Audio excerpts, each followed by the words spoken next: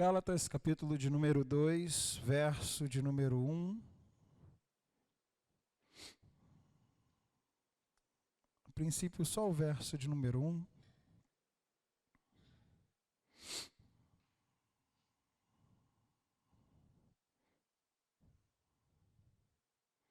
Diz assim: 14 anos depois, fui outra vez a Jerusalém com Barnabé, levando também a Tito. Mantenha sua Bíblia aberta. Pai, aqui está a tua palavra, e eu oro para que o Senhor nos dê a graça e nos abençoe, para que, ao ouvir, isso venha causar transformação em nosso coração, de maneira que saiamos daqui mais parecidos com a pessoa do Cristo que nós professamos, em nome de Jesus. Amém. Irmãos, deixa eu falar algo para vocês. Há 2 semanas atrás, um pouco mais, já de 2 semanas atrás, nós tivemos uma notícia sobre a escolha do próximo governo no nosso país, o que trouxe um pouco de incômodo e insatisfação, majoritariamente no meio evangélico.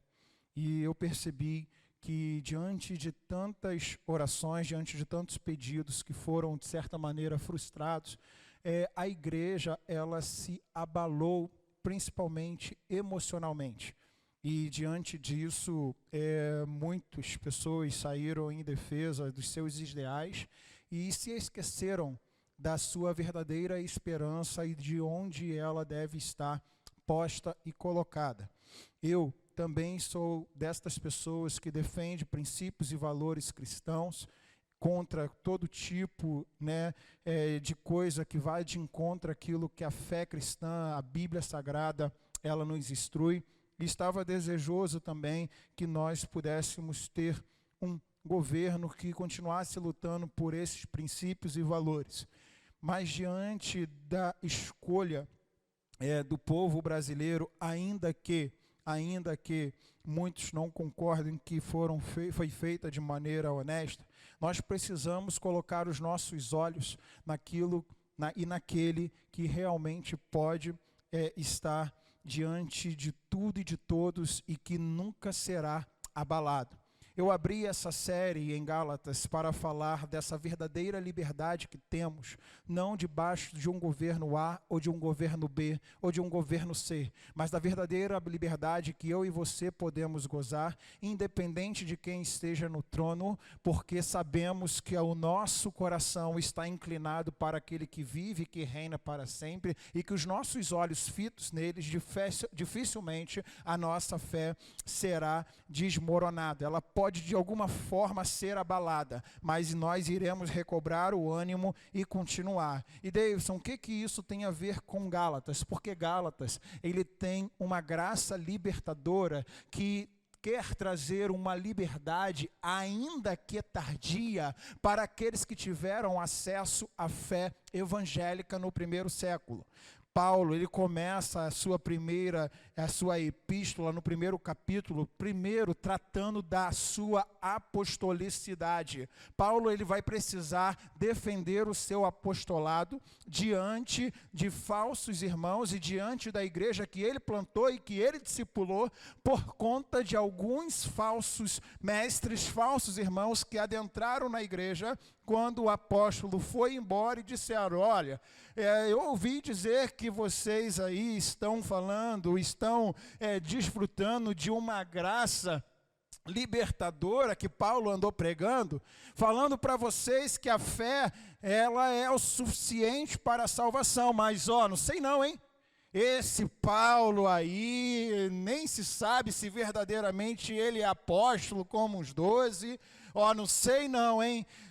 Se eu fosse vocês, eu confiasse na graça de Deus, sim, mas confiaria também nas leis de Moisés e dos profetas que antecederam a ele. Afinal de contas, o nosso Deus não muda.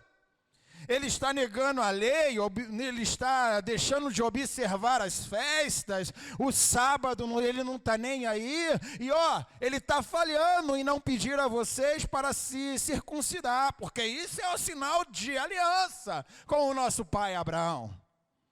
Paulo, ao saber dessa situação, ele recorre a quem? Aos apóstolos que estão em Jerusalém. E é justamente nessa parte da epístola que está ocorrendo o Atos 15, aonde a gente vai chamar aquele encontro do primeiro concílio da igreja.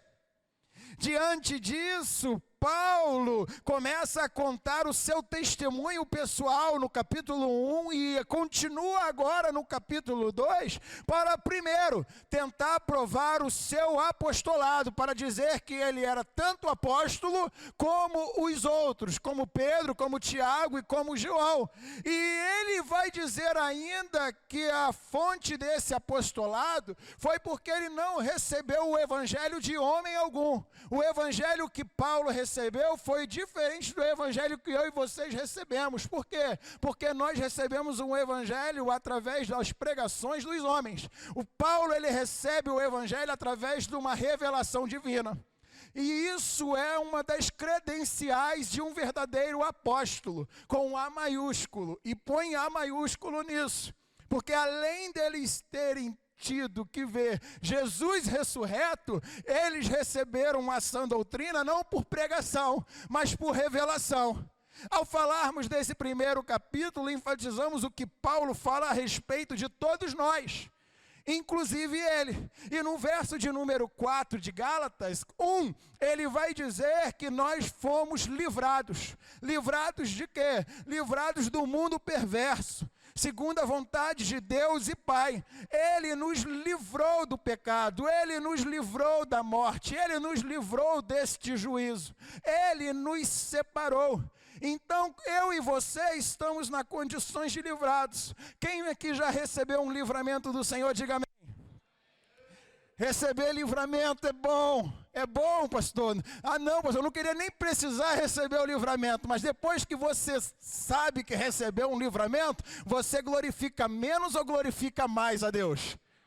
Glorifica mais. Então Paulo vai nos chamar de livrados, livrados do mundo perverso, livrados da condenação do pecado. Depois de Paulo ter revelado a incapacidade espiritual e de livrar-nos de nós mesmos, do diabo, do mundo, ele foca agora em outra coisa. Ele vai focar no desvio doutrinário, que ele vai chamar de outro evangelho. E aí, então, no verso 6, no capítulo 1, ele vai dizer: estou muito surpreso em ver que vocês estão passando tão depressa daquele que os chamou na graça de Cristo. Fala, graça de Cristo.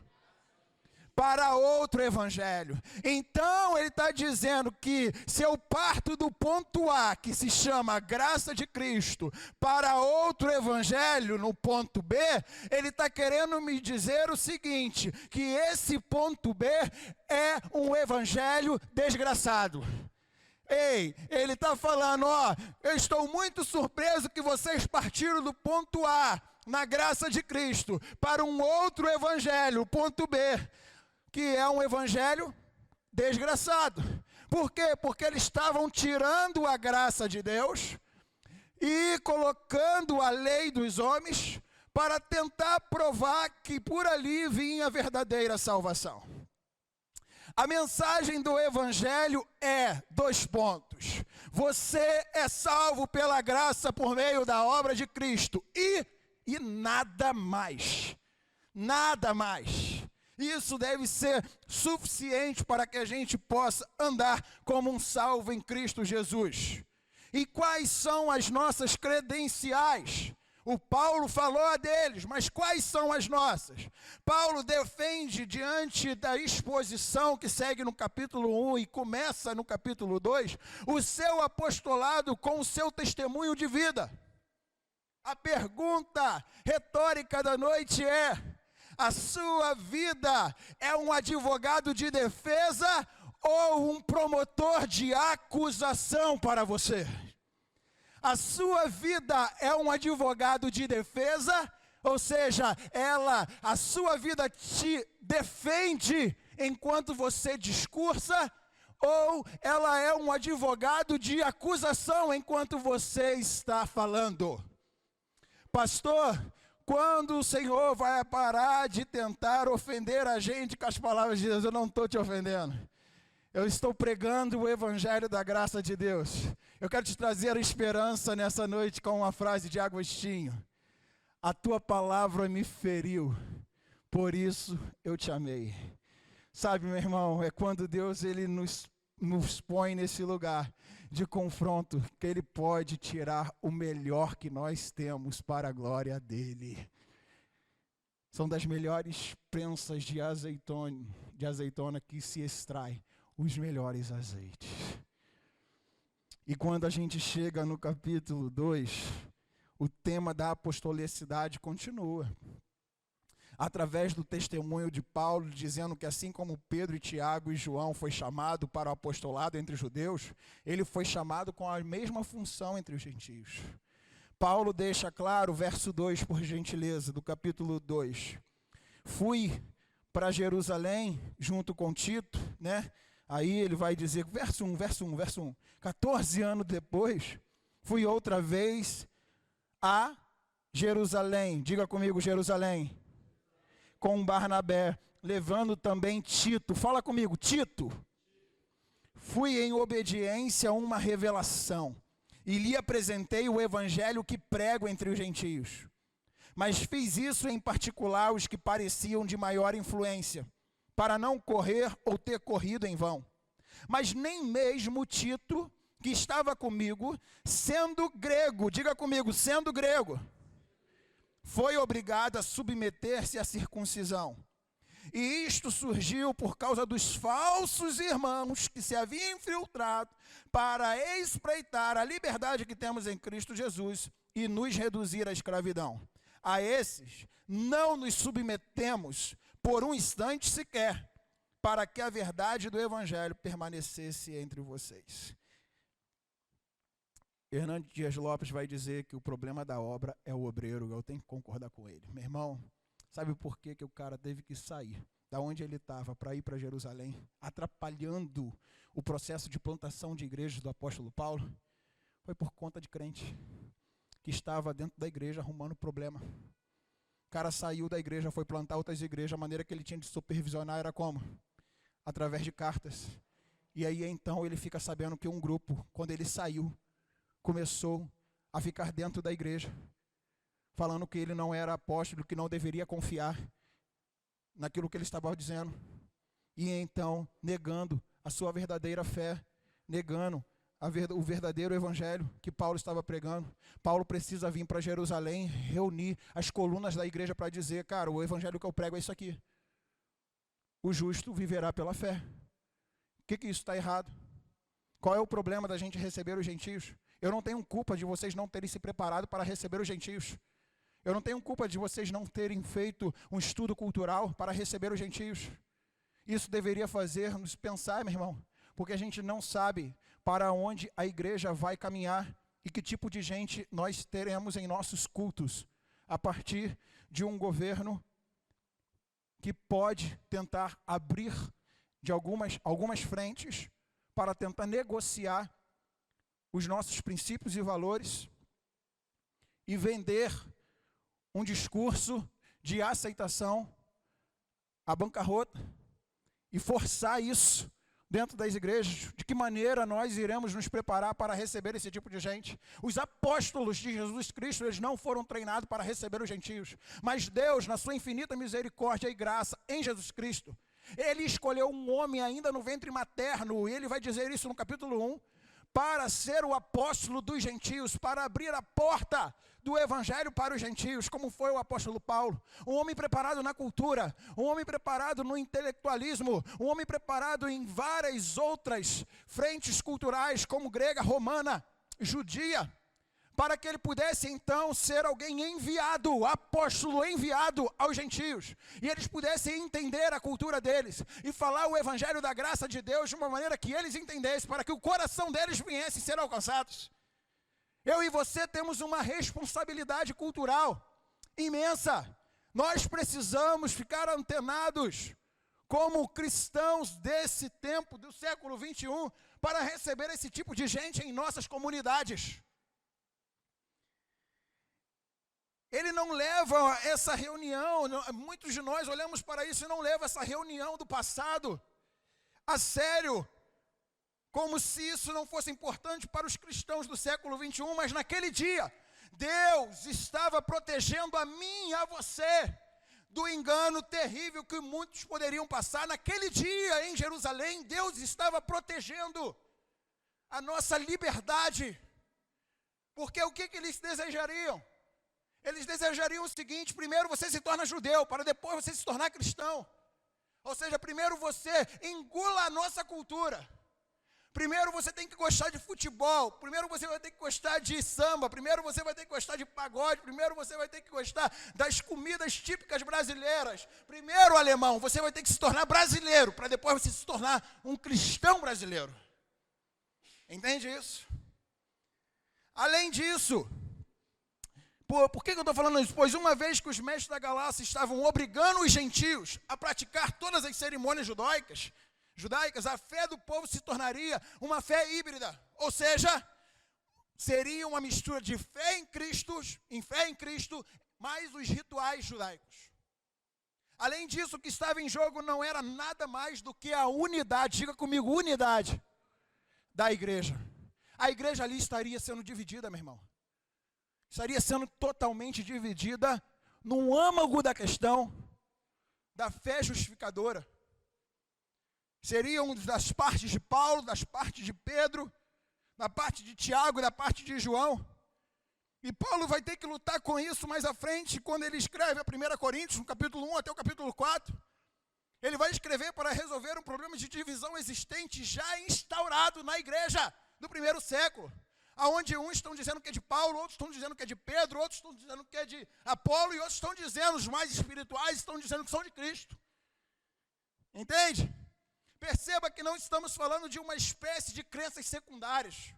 A gente não está falando daqueles irmãos que se vestem diferente da gente, baseado na fé que eles creem. Não, isso é secundário. A gente não está falando da maneira de o culto se expressar com menos luz, com mais luz, com parede preta ou com parede branca. Não, isso também é secundário. O que eles estavam querendo mexer era justamente naquilo que era primário, a fé justificadora. Por isso que o apóstolo Paulo ele vai até Jerusalém. Aquilo que é um ato de Deus, declarando o homem justo não por seus esforços, porque os nossos esforços não compram Deus, mas pelos méritos de Jesus Cristo, mediante a fé. Isso é a definição de justificação. Aquilo que é um ato de Deus, declarando o homem justo não por seus esforços, mas pelos méritos de Jesus, mediante a fé. Se acontecesse essa cisão na igreja nos primeiros anos, isso poderia ser fatal e comprometer todo o curso da história. Por isso, Paulo recebe nada menos do que uma revelação. Diga comigo, revelação é coisa de apóstolo. Entende isso? Paulo recebe uma revelação para resolver esse BO. Por isso que Jesus entra em cena e dá uma revelação ao apóstolo Paulo, porque ele sabia que essa cisão poderia acontecer. Você já parou para pensar como a história da humanidade poderia ser diferente se os poderosos dialogassem mais? Antes de partirem para a guerra, Rússia e Ucrânia está aí, não nos deixa mentir. Quantas pessoas deixariam de morrer? Quantas famílias continuariam com seus pais, com seus filhos, com a sua esposa? Se pudessem conversar um pouco mais, se pudessem resolver os seus BOs.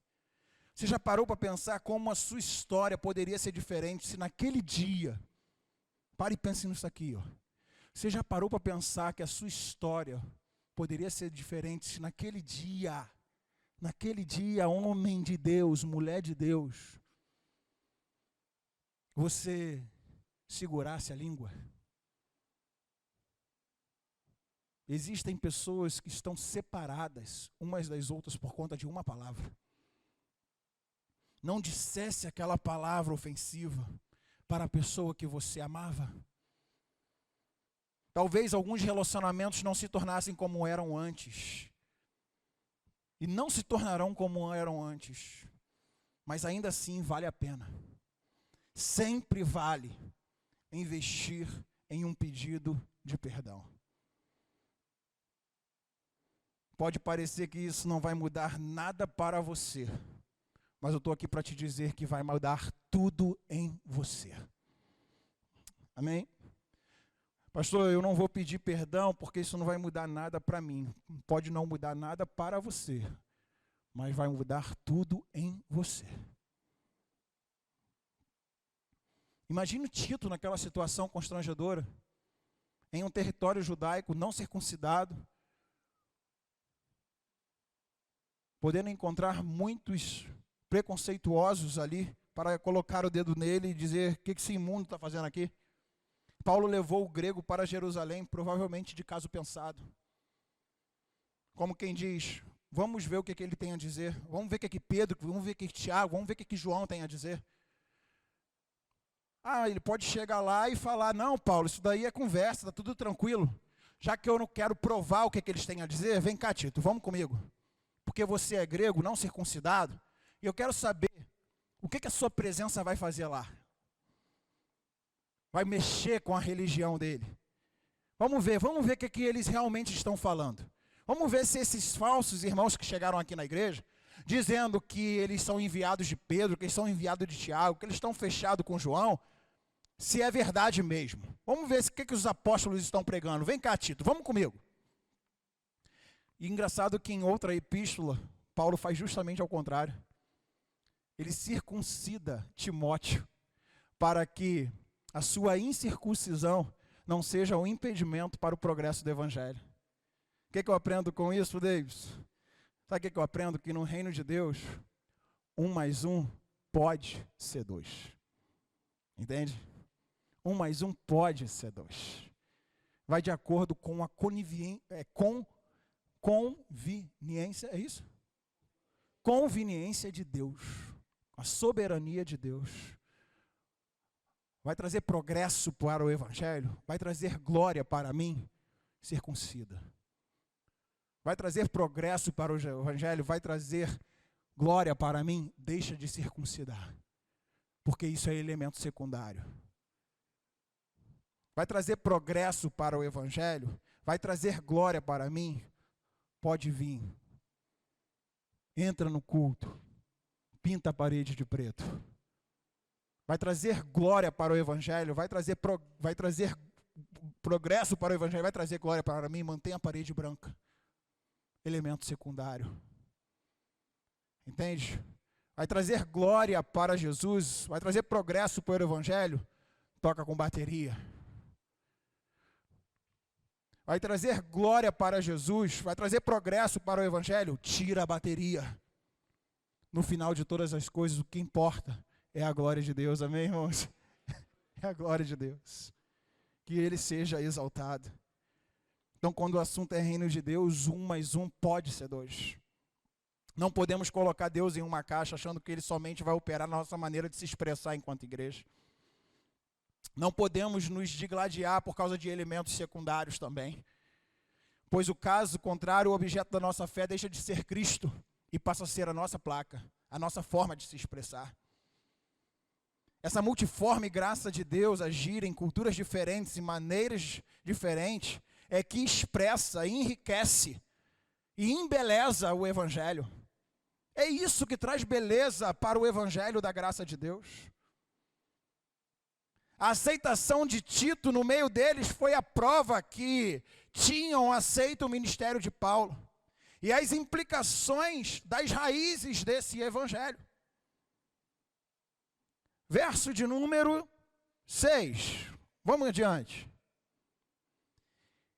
E quanto àqueles que pareciam ser alguma coisa, o que eles foram no passado não me interessa. Tipo, tô nem aí. Deus não aceita a aparência do homem. Esses, digo, que pareciam de maior influência, não me acrescentaram nada. Pelo contrário, quando viram que me havia sido confiado o evangelho da incircuncisão, assim como a Pedro foi confiado o evangelho da circuncisão, pois aquele que operou eficazmente em Pedro para o apostolado da circuncisão também operou eficazmente em mim para com os gentios. Segura um pouquinho e vira para mim. Primeiro, Ainda sobre a unidade da igreja, o evangelho leva-nos para uma liberdade cultural. O que eu estou querendo dizer com isso? A religião moralista, ela tende a te pressionar a sua membresia a adotarem regras e regulamentos muito específicos quanto ao que vestir e como se comportar no dia a dia. Para o moralista, você dizer a ele assim, você deve amar o seu próximo como a si mesmo, isso é muito amplo. E ele não quer encarar as implicações disso. Porque é tão amplo, que ele não consegue especificar o que é, ele não consegue materializar o que é amar o próximo. E aí ele vai continuar tratando o vizinho dele, que ouve o som alto, escutando Raça Negra o dia todo, como o mensageiro de Satanás. Sabe? Ele vai continuar buscando relacionamento somente com pessoas que são evangélicas. Porque, afinal de contas, eu sou gospel agora. E eu não posso me relacionar com pessoas que não são gospel. E aí, então, o sal fica dentro do saleiro. E aí você não traz tempero à vida de ninguém. E aí você deixa de cumprir a ordem do Cristo. E aí você faz um linguajar mais rebuscado. Posso te dar como exemplo, ô Gabriel? Isso. Fala pô, mané, caô, igual a Hannah fala, pô, Esther. Aí você já é adotado, pô, e realmente é crente? Eu falei, por quê? Crente tem um dialeto? Crente tem um dialeto, tem que falar aleluia e glória a Deus, porque se não falar aleluia e glória a Deus, Deus te abençoe, Isso não é ser cristão. Aí a gente busca uma capa, aí a gente coloca uma capa, e fica todo mundo lá com aquela capa legal, Mas a alma podre. Por quê? Porque passou a vida toda, passou o dia todo tentando ser uma coisa que você não é. Meu irmão, deixa eu te contar uma experiência. Eu passei 10 anos. 10 anos vivendo esse dilema porque eu não conseguia ser no meu trabalho quem eu era na igreja. Até que um dia eu senti uma flechada, chamamos de flechada no entendimento do Espírito. Falou assim, você está fazendo ao contrário. Falei, como assim ao contrário? Eu conversando comigo mesmo, tá? Eu conversando comigo mesmo, como assim ao contrário? Eu não quero que você seja o cara da igreja no trabalho. Falei, explica melhor isso aí, Davidson. Eu quero que você seja o cara do trabalho na igreja. Como? Eu quero que você seja, porque lá dentro da igreja já tem um monte de gente falando o dialeto. Que dialeto? O dialeto crentez. Aleluia, glória a Deus.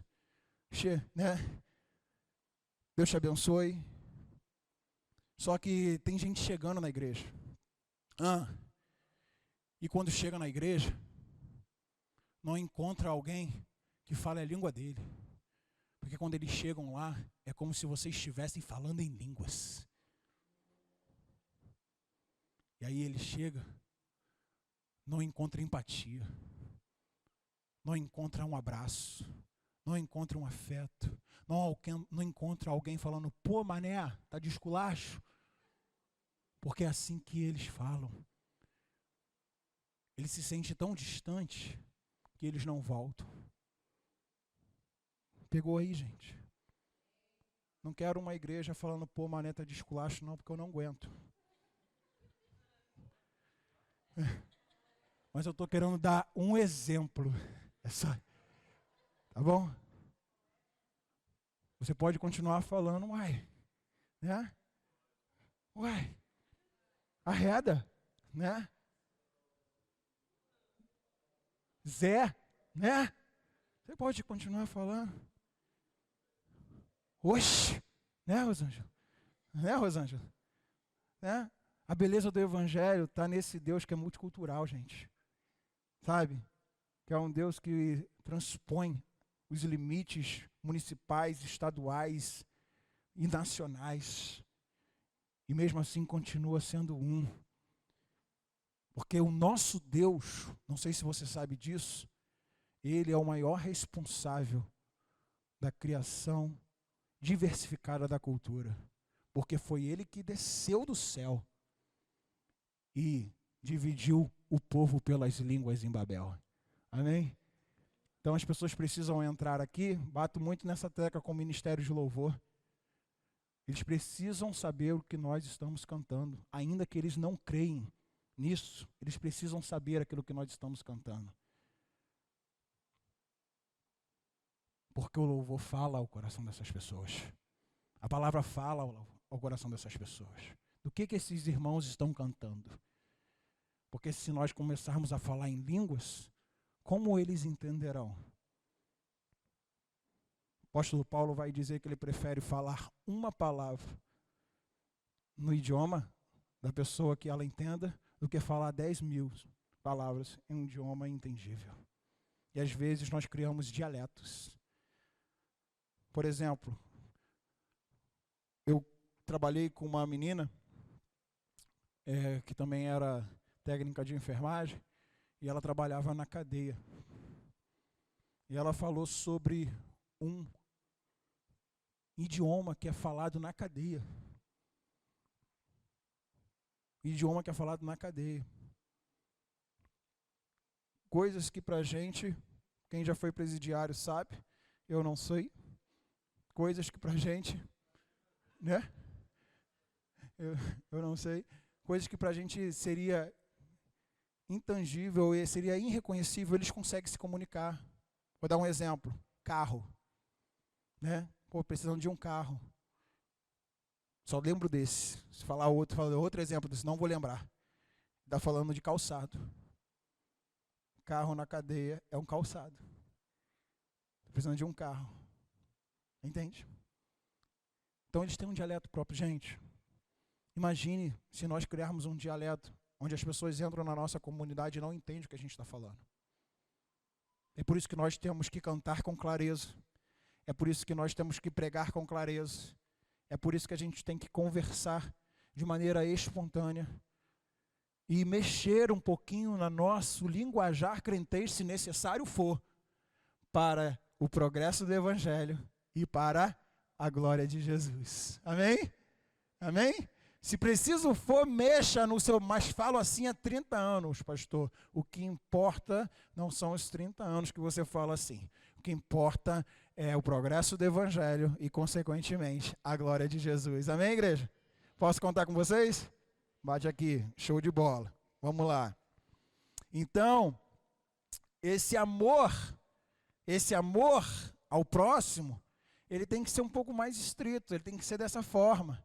Porque senão você fica atrás do pastor e do líder com uma cartilha de pode e não pode. Ah, pastor, fala aqui, o que eu posso, o que eu não posso? Ah, pode ir de bermuda na igreja, pastor? Pode. Pode, né, tocar no louvor sem ensaiar? Não pode. Né? O Tiago vai falar, não pode. Né? E por aí vai. Sabe? A gente tem que liberar essa cartilha de pode ou não pode, porque cartilha de pode ou não pode não é de nova criatura, é de religioso, meu irmão. Entende? O Evangelho nos leva para essa liberdade cultural, porque o Evangelho também ele quer nos levar para essa liberdade emocional. Então, ó, liberdade ainda que tardia, liberdade cultural, agora eu entrei na liberdade emocional.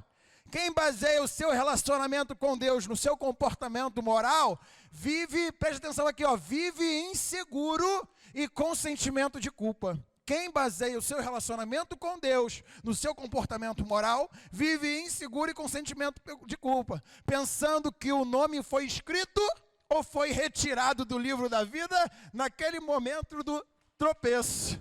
Tropecei, opa, me presta aí o Lick Pape, empresta o Lick Pape, passa o Lick Pape, tira o nome dele do livro da vida. Opa, comecei, passou um dia, ainda estou com sentimento de culpa, passou o segundo dia, aí você bota o louvorzinho no carro, aí você vai disfarçando, chegando para próximo de Deus, aleluia, né?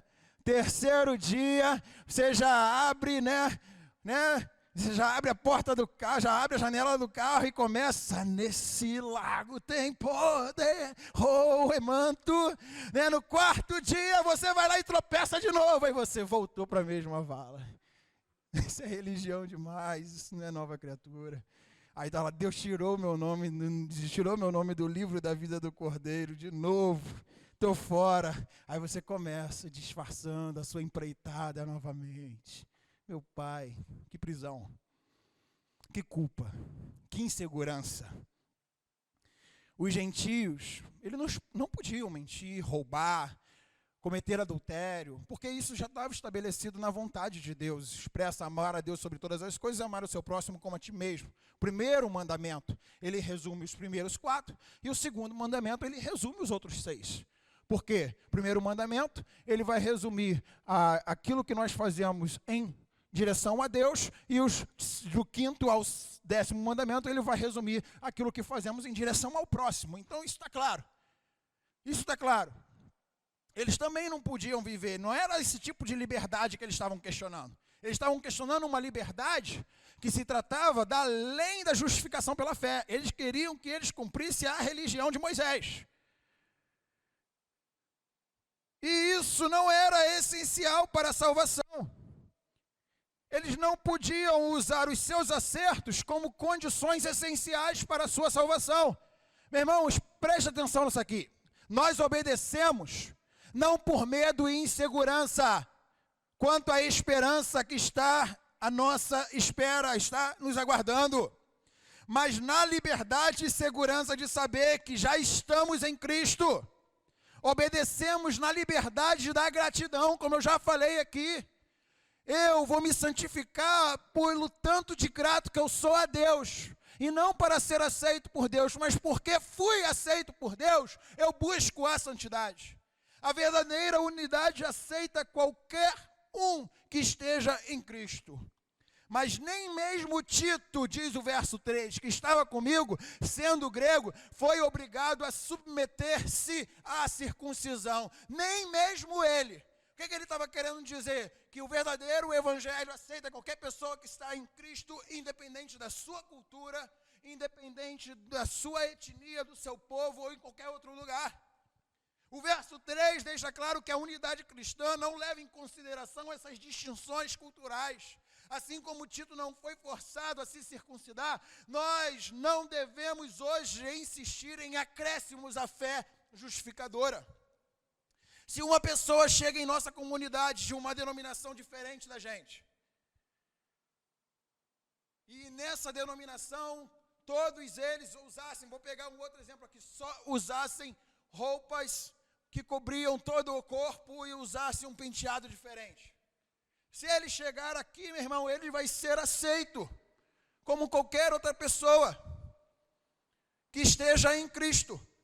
Entende?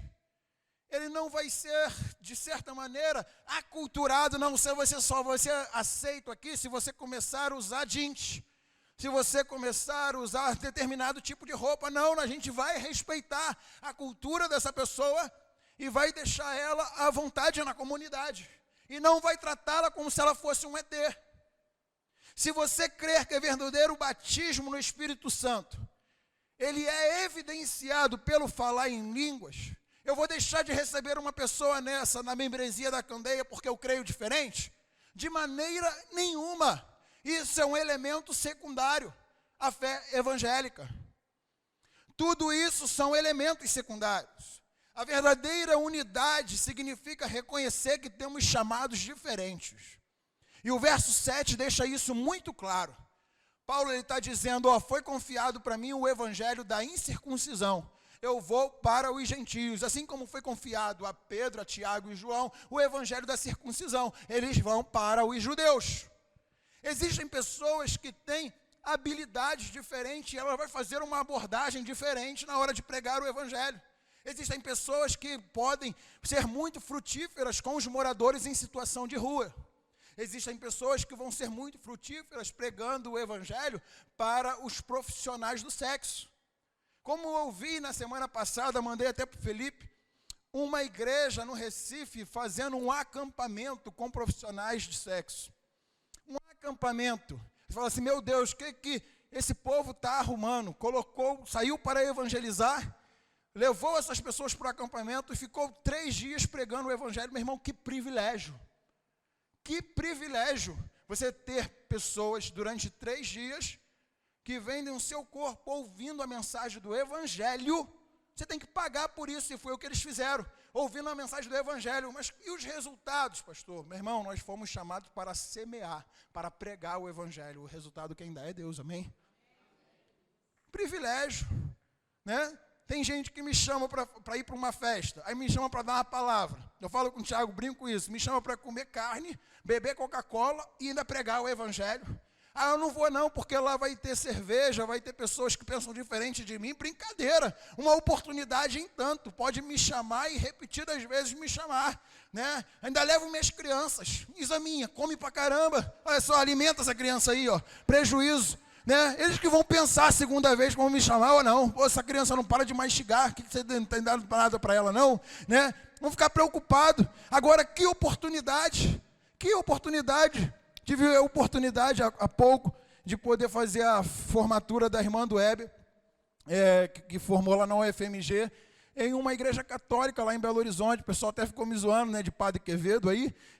Né? Eu falei, gente, os caras mandaram um contrato, me pediram para assinar o contrato, pagaram para eu ir pregar o evangelho dentro de uma igreja católica. Eu falei assim, meu irmão, eu que devia pagar para estar aí pregando, os caras estão pagando para eu pregar o evangelho, você está de brincadeira, né? Claro que eu vou voando, mas eu chego aí. Oportunidade em tanto, meu irmão, de estar ali pregando o evangelho. Embora Pedro e Paulo pregassem o mesmo evangelho, eles reconheciam que tinham chamados diferentes. Existem pessoas que têm habilidade de pregar o evangelho em lugares diferentes, em grupos de minoria. Se não adaptarmos, estamos falhando. Davis, repete isso. Se a gente não adaptar, a gente está falhando. Porque Jesus, ele fez uma leitura cultural quando ele chegava para pregar o evangelho. Ele falava na linguagem do povo. Ele falava na linguagem do agricultor. Sabe? Ele falava na linguagem dos camponeses. Ele falava na linguagem daquelas pessoas que trabalhavam no campo. Ele fez uma leitura da vida das pessoas. O que é isso que eu tenho a ver? O que eu estou querendo te dizer? Que você tem que ler mais do que a Bíblia. Você tem que ler a vida das pessoas. Você tem que saber qual é o hobby. Você tem que saber do que gosta. Você tem que saber, né, qual é o estilo de música. Você tem que saber a maneira de entrar, a maneira de sair, que hora que chega. Poxa, o cara chega, é o dia todo, o cara trabalha de domingo a domingo, já vi que chamar para o culto ele não vai. O cara faz o quê? Tu faz uma atividade física? Faço. Você gosta de quê? Gosta de pedalar? Também gosto. Vamos dar uma pedalada junto? Hã? Você gosta de jogar bola? Joga bola onde? Tem uma vaguinha para mim? Hã? Entende? É por aí que a gente vai entrando. Agora, se a gente chegar lá, pô, vai lá na igreja, ele está pregando o evangelho, não, mas eu chamei para vir para a nossa igreja. Mas o cara trabalha de domingo a domingo. Ah, mas ele tem que descansar um pouco, ele não quer saber disso, meu irmão. O Deus dele é mamão. Ele quer ganhar dinheiro. Você não tem o seu Deus, chamado Jesus Cristo? Você não vem adorar a Deus? Ele também tem adoração a mamão. E a maneira dele cultuar a mamão é trabalhando feito um louco. Então, se você entrar por essa via, você não vai ganhar nada. Entende? Você tem que fazer uma leitura da vida dele, uma leitura das escrituras e achar uma brecha para você entrar na cosmovisão dele e trazê-la para a sua cosmovisão. Pastor, é muito desafiador, tem que ser muito crente, eu sei disso, irmão. Eu estou lutando todos os dias para chegar lá. Entende? Porque eu me propus a ler mais do que a Bíblia. Eu me propus ler a cultura, ler a vida das pessoas. Chamar para caminhar, ter amizades fora do círculo gospel. Para que a gente possa, de alguma maneira, criar algum tipo de conexão e apresentar o evangelho da graça de Deus. Apresentar esse Deus verdadeiro que sacia a fome, que sacia a sede. Precisamos estudar mais a Bíblia, sim, e estudar a vida das pessoas. Quando um missionário, por exemplo, ele recebe um treinamento. Quem já teve contato com missionários aqui sabe como é que funciona o treinamento dos missionários. Você vai lá na Jocum, por exemplo, em Contagem. Pastor, estou indo para Jocum, tá? Aí eles vão te dar, irmão, você tem um chamado específico? Alguma nação ardeu no seu coração? Sim, pastor. Qual é a nação que ardeu no seu coração? Azerbaijão. Tá bom, Azerbaijão. A partir dali você vai receber um treinamento personalizado. Você vai ler as escrituras, você vai ser treinado na palavra, mas você vai ser treinado na cultura. A partir dali você vai conhecer a língua, pelo menos alguma coisa do que eles falam no Azerbaijão, a comida que eles comem no Azerbaijão, a religião predominante no Azerbaijão e todos os elementos da cultura que são fortes expoentes daquela nação. Você vai começar a se aculturar. Você entende a importância? Isso parte de uma igreja missionária. O que é uma igreja missionária? é uma igreja que se separa, que se compromete com algumas pessoas e que envia essas pessoas, algumas pessoas, para determinados lugares do mundo. Isso é uma igreja missionária. Agora a gente fala que a Candeia, ela é uma igreja bíblica, ela é uma igreja relevante, ela é uma igreja... Vamos lá, a Candeia é uma igreja bíblica, é uma igreja relevante, é uma igreja... Então, a igreja missionária é você separar algumas pessoas para enviar para determinados lugares do mundo. A igreja missional é toda sua membresia é enviada por todos os lugares, aonde estiverem, para pregar o evangelho da graça de Deus a todo mundo, entende? Isso é uma igreja missional. A diferença da igreja missionária é que ela é do outro lado do mundo. A igreja missional é do outro lado da parede, do outro lado da rua, entende? Do outro lado da parede do seu apartamento, do outro lado da rua da sua casa, aonde todos são enviados para todo tipo de pessoa. Essa é uma igreja missional. Então a igreja missional, ela também tem que fazer essa leitura de cultura, se ela quiser atingir os seus objetivos. Assim como os irmãos lá na Jocum são treinados na cultura dos países que eles se sentem vocacionados, nós devemos ser treinados na cultura do lugar a qual nós estamos, para sermos efetivos na pregação do Evangelho e convencermos intelectualmente, emocionalmente essas pessoas e deixar que o Espírito Santo convença do pecado, da justiça e do juízo. Amém? Bate aqui, vamos lá, vamos seguir. Ser uma igreja missional não se trata de ser comprometido com a missão transcultural somente, mas ser comprometido com o outro lado da parede, com o outro lado da rua. Isso quer dizer que uma igreja missionária é um movimento onde algumas pessoas só são enviadas para um povo diferente. Agora, uma igreja missional, todos os cristãos daquela comunidade são enviados por Deus para pregar o evangelho aonde estiverem. Isso quer dizer que assim como o missionário transcultural busca o conhecimento para levar a mensagem do evangelho aos outros povos, nós precisamos conhecer as pessoas para que sejamos efetivos na nossa pregação. Como vive? Como se alimentam? Que hora chega? Que hora sai? Qual o seu hobby? Qual esporte você gosta? A terceira marca da unidade é lembrar dos pobres. E aqui eu termino já de verdade. Verso de número 10. Diz aí no verso 10, Lívia. O que está dizendo? Vamos lá.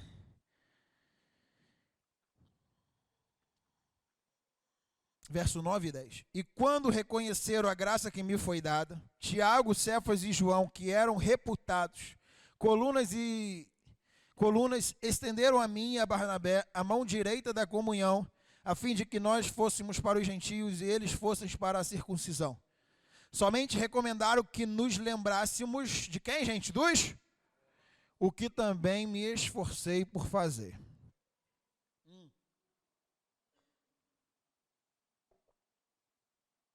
Tem gente que é tão de direita, que você fala hoje que quer ajudar os pobres, eles denominam isso como alguém de esquerda.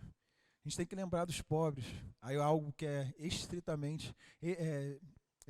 superiormente cristão. Aí você fala, não, quem lembra dos pobres é o pessoal da esquerda. Se é da esquerda, você é a favor do aborto, então, o cara já leva para esse lado. Ficou chato o negócio, não ficou? Demais, demais. Uma igreja unida, sempre ela lembrará dos pobres, meu irmão. Pedro e Paulo podem ter sido chamados para campos missionários diferentes, mas ambos estavam obrigados a cuidar dos pobres. Por que lembrar-se dos pobres é tão fundamental para a unidade cristã? Vamos pensar junto. Temos dois motivos. Um é genérico e o outro é particular. O particular tratava-se do seguinte: a igreja, não sei se você lembra, em Jerusalém, aquela coisa bonita que a gente fala assim, nossa, cara, que igreja é essa? A gente tem que ser como a igreja do primeiro século. O pessoal vendia as propriedades, dava uns para os outros e tal. E aquele negócio todo, eu fico babando nessa igreja. Como a gente poderia voltar e ser essa igreja? Eu falei, filho, Sabe por que eles estavam falando isso? Isso não tira o espírito da graça que estava sobre eles, não, tá? Mas agora deixa eu te falar isso de uma maneira natural.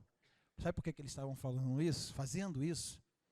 Quem que vai se importar com um monte de lote, com um monte de terra, se eu tenho convicção que Jesus volta daqui a uma semana? Para que eu vou guardar terra se eu creio que Jesus volta daqui a uma semana? Daqui a um dia, daqui a 2 horas. Vou colocar aos pés dos apóstolos e ele distribui. Aí, economicamente, o que aconteceu com a cidade? Desceu, né? Desceu. Parece que um determinado presidente começou a discursar lá, né? A economia abalou. Desceu a ladeira. Desceu a ladeira, o que aconteceu? O número de pobres aumentou. Nisso que o número de pobres aumentou, quais foram as igrejas que acudiram à capital do cristianismo, chamada Jerusalém? A igreja dos gentios, a comunidade internacional. A comunidade que estava sendo considerada libertina, que não estava crendo, né, nas leis de Moisés, observando a circuncisão, não estava fazendo as festas, mas foi a comunidade internacional que estava enviando recurso para a capital do cristianismo para acudir os pobres. E aqueles que empobreceram, doando tudo que tinham. E por isso que o Pedro, ele está fazendo essa recomendação para o Paulo, porque uma maneira de manter a igreja unida é através do cuidado mútuo. É por isso que nós devemos nos importar uns com os outros. A Bíblia diz que nós cumpriremos a lei de Cristo quando? Quando levarmos as cargas uns dos outros. É isso que mantém uma igreja unida. E o Pedro, ele faz essa lembrança para o Paulo, e ele se compromete com os pobres, não somente por causa da palavra de Pedro, mas por causa da vida, da obra e das palavras do próprio Jesus. Esse era o motivo genérico. Jesus prova para João Batista que é o Cristo, o quê? Curando os enfermos e pregando o evangelho aos quem? Pobres. A maneira que Deus julgará se temos uma fé justificadora é observando se nós estamos trabalhando em favor do enfermo, do refugiado, do encarcerado e dos pobres.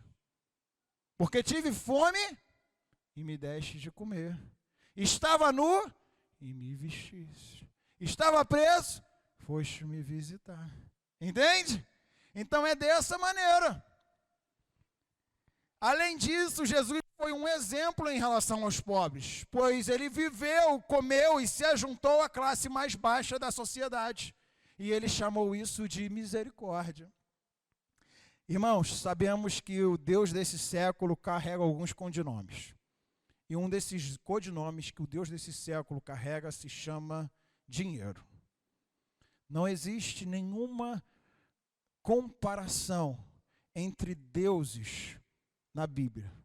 Mas quando o Senhor Jesus quis fazer uma comparação para nos instruir, nos ensinar como a gente deve lidar com o dinheiro, ele chamou dinheiro de Deus. Ele falou que nós não poderíamos servir a 2 senhores. Ou serviremos a Deus, ou serviremos ao dinheiro. Tamanha força que isso tem e que pode gerar como um produto da nossa adoração no coração. E no afã de abrir sempre o próximo pacote, você já sentiu aquela sensação? Recebeu a mensagem, está chegando o seu pacote. Nossa, parece que tu recebe, né? Tocou o interfone. Já desce a escada como? Que benção. Você botou o pacote na mesa. Abriu o pacote. Pegou o produto. Acabou. Aquela sensação que você estava sentindo, Você só vai voltar a sentir quando o próximo pacote chegar. Meu irmão, Deus, Ele não está te chamando para viver de sensação em sensação. Deus está te chamando para gozar da sua presença para sempre, amém? É da sua presença para sempre. É da sua presença. Sabemos que muitos irmãos são generosos, com uma certa regularidade. Mas ainda existe outros irmãos que precisam tratar isso com seriedade e com prioridade no seu coração. Cuidado, cuidado, para que a ausência de disciplina não se torne libertinagem. Tá? Cuidado de você chamar aquilo que é religião de verdadeira disciplina em Cristo Jesus. Cuidado de você não ter regularidade para ajudar quem precisa e falar isso que tem que ser de maneira espontânea e nunca fazer. Cuidado com os deuses que têm visitado o seu coração, porque o seu coração foi chamado para adorar somente a um Deus, e a esse único Deus verdadeiro. Você tem liberdade cultural, você tem liberdade emocional, você tem liberdade para ajudar os pobres, e você tem liberdade também para cancelar, e aqui eu termino.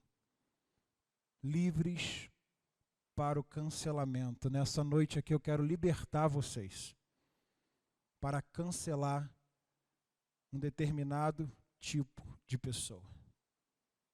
Davidson, numa cultura de cancelamento, eu acredito que numa igreja, era a última palavra que eu ouvi, é você dizendo que nós somos livres para cancelar. Por que nós somos livres para cancelar? O verso 9 vai dizer. O verso 9 diz assim: e quando reconheceram a graça que me foi dada, Tiago, Cefas e João, que eram reputados coluna, estenderam a mim e a Barnabé a mão direita da comunhão, a fim de que nós fôssemos para os gentios. Mantenha aí. E eles fossem para a circuncisão, ou, traduzindo, para os judeus. Meu irmão, é fácil fazermos pouco caso da unidade da igreja hoje. É fácil. É só focarmos mais naquilo que nos divide do que naquele que nos uniu. Aí a gente faz pouco caso da unidade. Então eu foco naquilo que me divide, né? Na igreja A, batiza criança. Na igreja B, não batiza criança.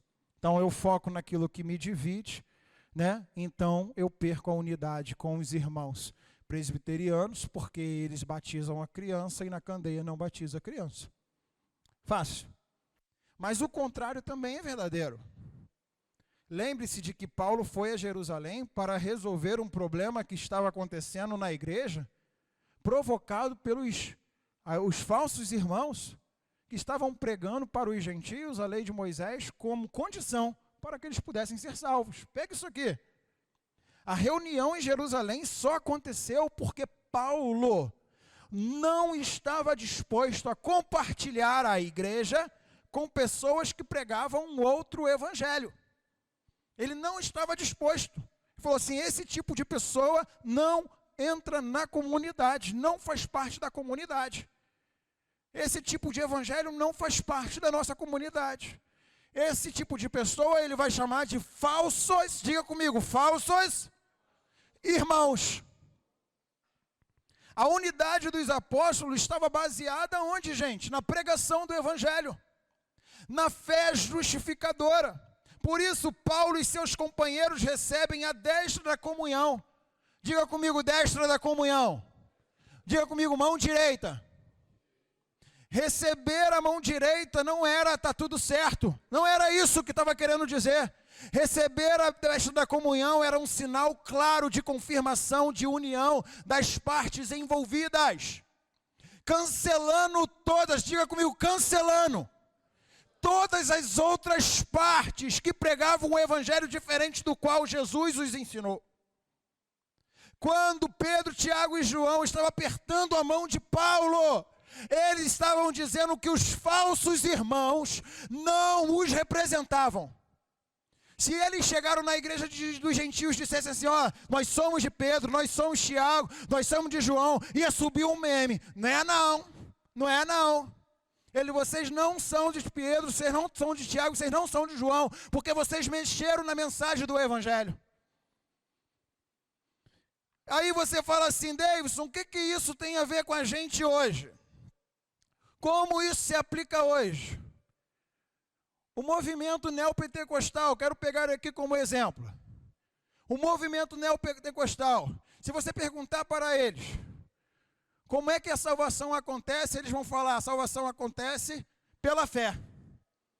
Legal, professam com a boca que é pela fé. Mas por causa das suas ênfases nas campanhas, nos seus jejuns, nas suas orações, nos seus sistemas de doutrina, eles vão dizer que aqueles que não cumprem com tais regras vão se perder nas suas ofertas, na sua forma de contribuir. Eles vão dizer que eles vão se perder. É tanta ênfase naquilo que o homem pode produzir que não condiz com aquilo que eles dizem crer. Eles professam com a boca que a salvação é exclusivamente pela fé, mas infelizmente vivem como se tudo dependesse deles. E por isso que nesse sistema doutrinário eles acreditam que a obra da salvação era uma espécie de parceria entre pecador e Deus.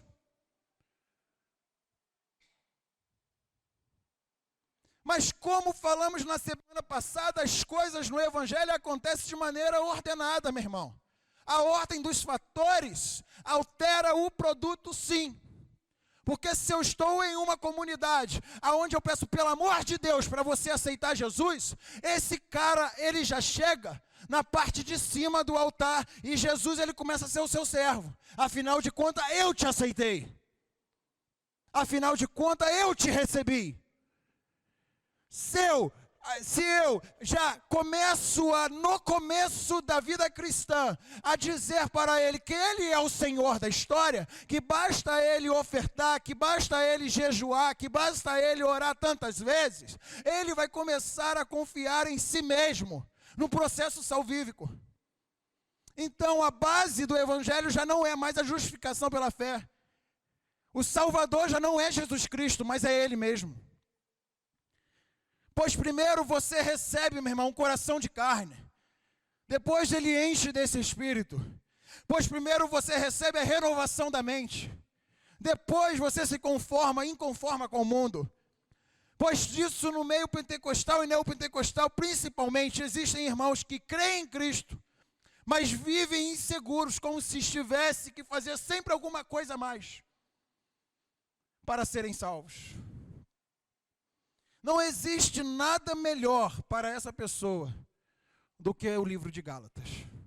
Porque o livro de Gálatas vai deixar bem claro que a salvação ela não é por observação das leis, mas exclusivamente pela fé em Cristo Jesus. E por isso que foi muito bom a gente começar Gálatas depois da série Reforma-nos, falando sobre os 5 solas repetidamente nesse lugar. Eu quero te convidar a participar nessa noite da festa que é exclusiva para aqueles que um dia foi aceito na família de Deus e na salvação pela fé. É pela fé em Cristo que eu e você somos salvos e somos incentivados a participar da mesa.